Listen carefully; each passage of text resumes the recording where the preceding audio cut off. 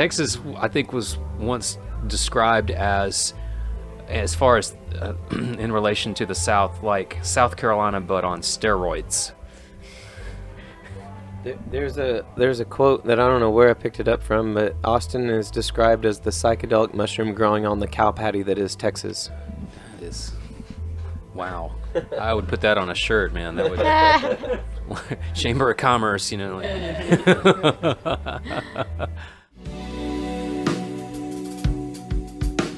The Deer are a band that does not fit into any one box, any single term you might use to describe them.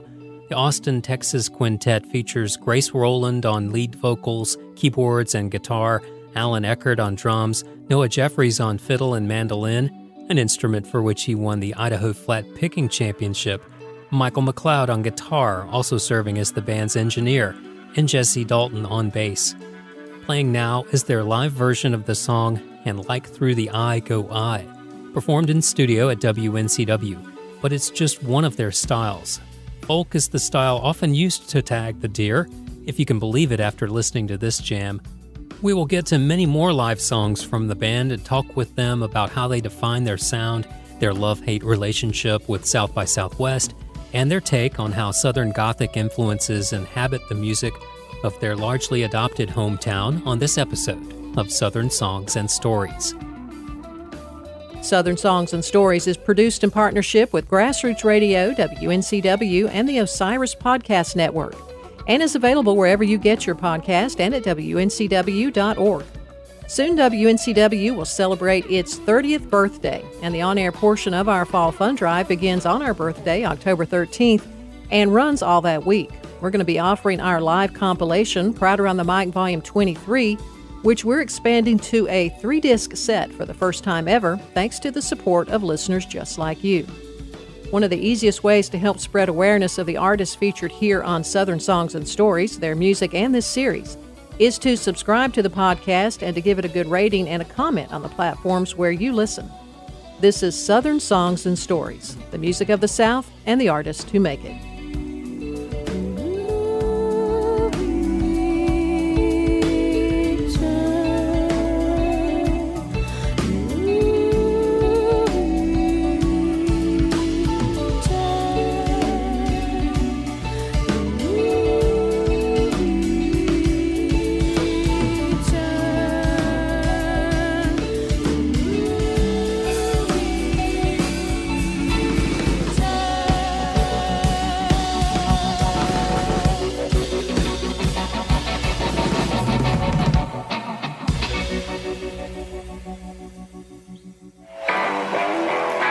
The Helping Friendly podcast explores the music and fan experience of Phish through interviews and deep dives on shows and tours. And Quick Hits, a review of every show of the tour the next day with someone who was there. We started HF Pod in 2013 to bring the fan voice into the discussion. We're 6 years in, and with the help of our guests, we're still discovering new angles of appreciation for the band we all love. Whether you're new to Phish or you've been listening for years, we think you'll find something to enjoy on HF Pod. Search for the Helping Friendly podcast on Apple Podcasts, Spotify, or wherever you listen to your podcasts, or find us on the web at hfpod.com.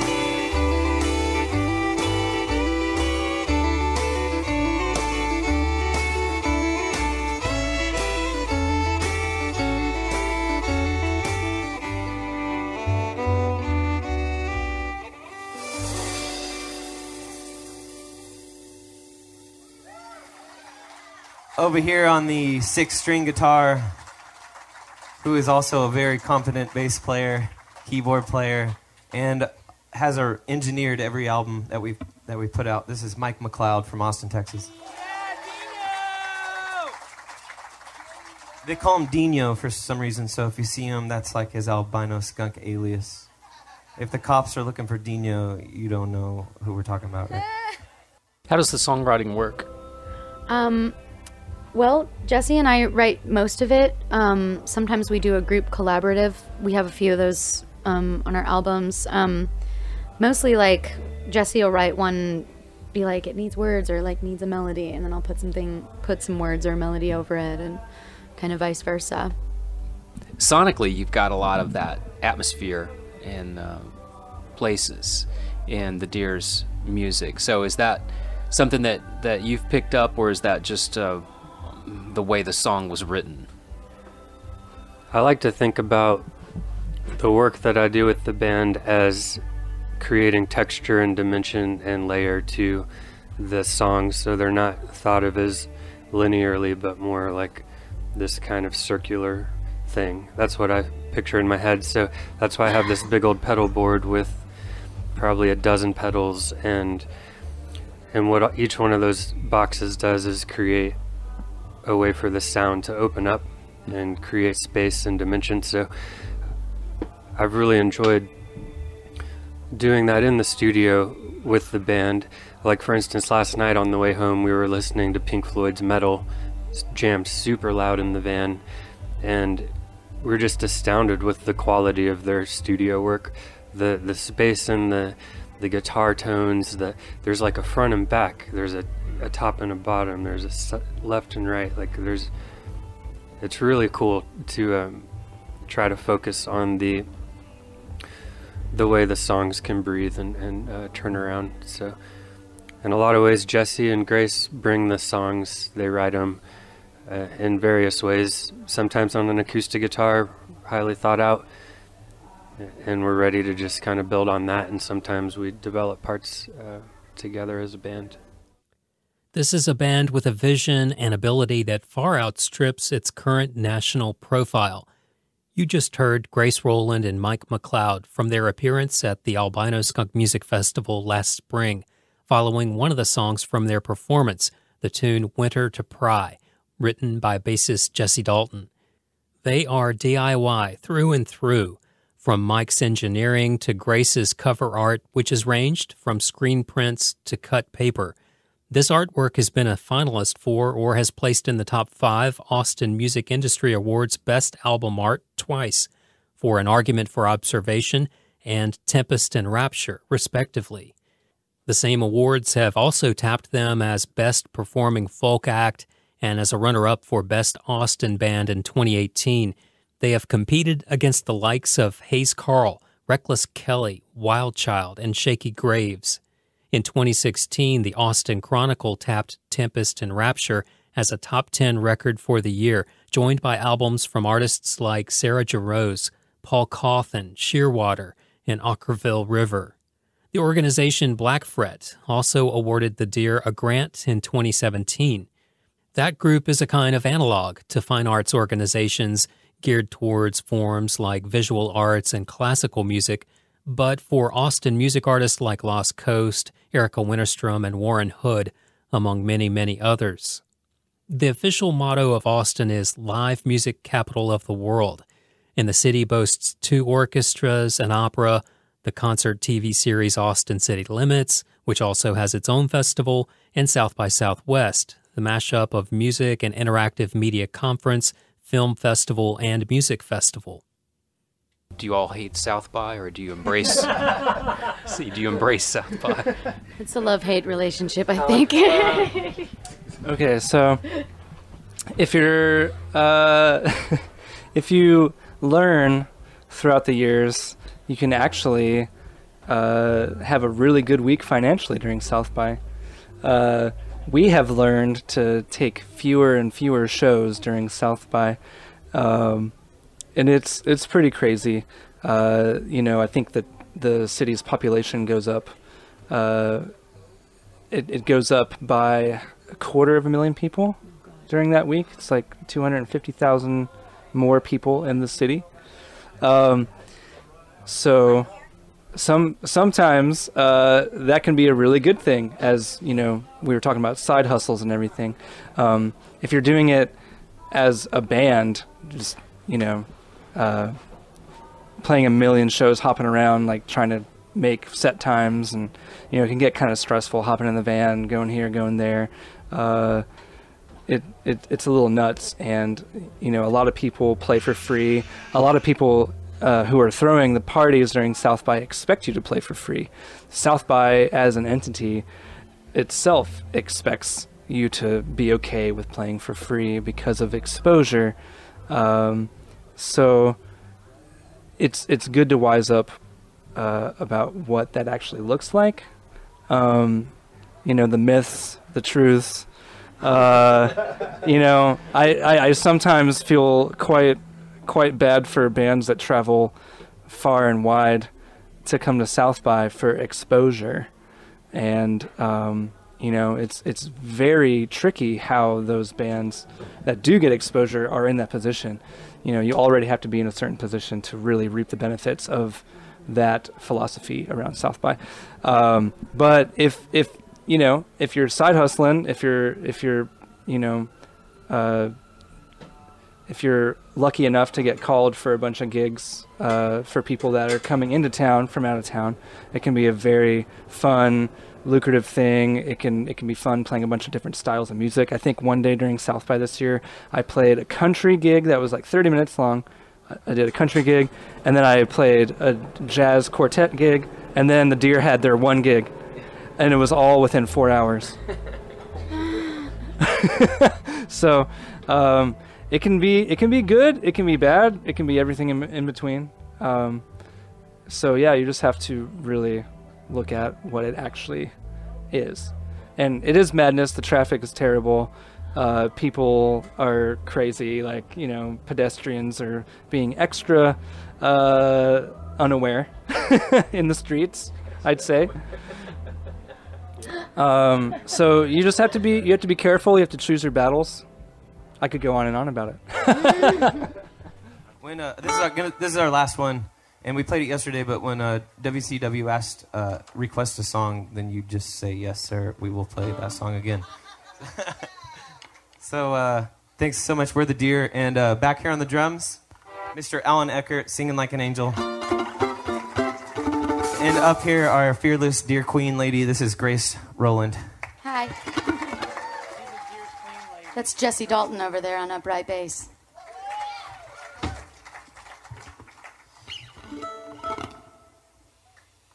This is one of the new ones, guys.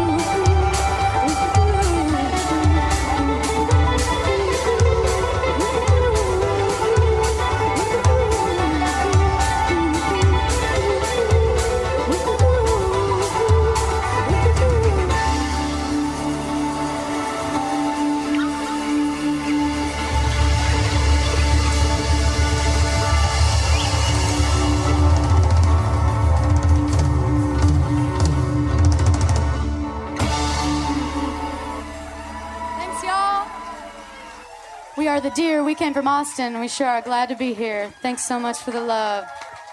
Come and say hi to us. That was a new song from the Deer, performed at their 2-day appearance in Greer, South Carolina at the Albino Skunk Fest last spring. Swoon is on the band's 4th album titled Do No Harm, out this fall on the label Keeled Scales. The lead single from that album is the song Move to Girls, which one reviewer called, quote, a lovely folk song with an atmospheric edge, end quote. Indie folk, transcendental Texas folk, psychotropic folk. These are all terms that people have used to describe the Deer, some by the band itself. Like so many handles we try to put on music, they are often slippery and ill-suited to pick up what the artists are laying down. Folk used to mean music that was old enough to have no known composers, that was passed down from generation to generation orally, or knee to knee, where a young person would sit across from an elder and learn to play those songs. Unlike terms like jazz or rock and roll, folk is describing a culture more than the music itself. In the mid-1960s, the magazine Crawdaddy described the difference between folk music and pop music by saying that folk music is what the folk feel like writing, while pop music is what the folk feel like listening to. Today, the term is not so much the 4-letter word that it has been when it comes to translating an artist's career potential. Take a look at the last Newport Folk Festival lineup, for example. Some more obvious choices like the Milk Carton Kids and Charlie Crockett are alongside artists like Hozier, Trey Anastasio, and Warren Haynes.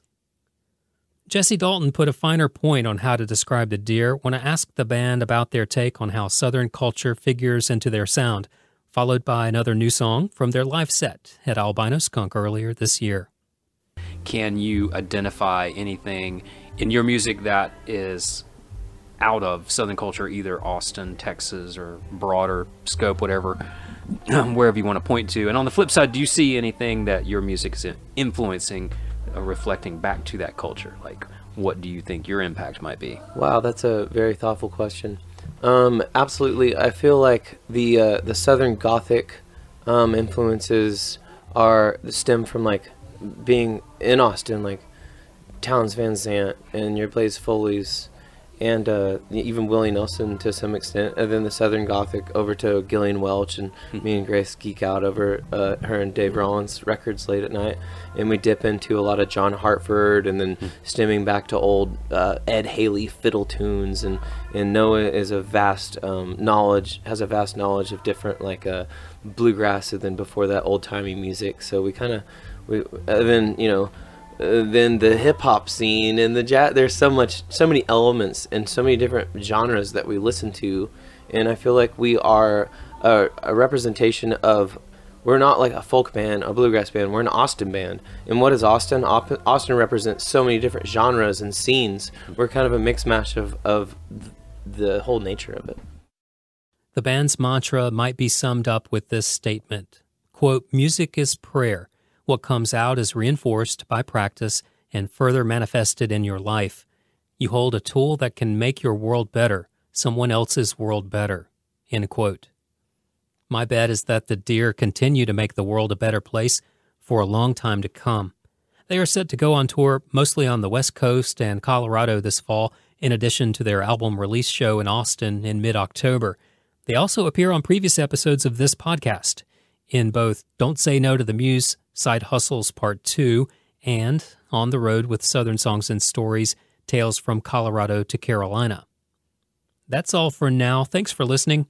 We invite you to like and follow the show on our Facebook page, on Twitter at South Scenes, and Instagram at South Stories. Send over an email, and I'll be glad to get back to you from southernsongsandstories@gmail.com or from Joe K at WNCW.org. Southern Songs and Stories is part of the podcast lineup on both Public Radio WNCW and the Osiris Podcast Network, and you can also hear new episodes on Bluegrass Planet Radio. Coming up soon, you can hear episodes on North Carolina artists, His Golden Messenger, and Mipso. Plus, WNCW will produce capsule versions of these podcasts to broadcast on air weekly. This is Southern Songs and Stories, the music of the South and the artists who make it. I'm your host, Joe Kendrick, leaving you with the Deer's new song, Move to Girls.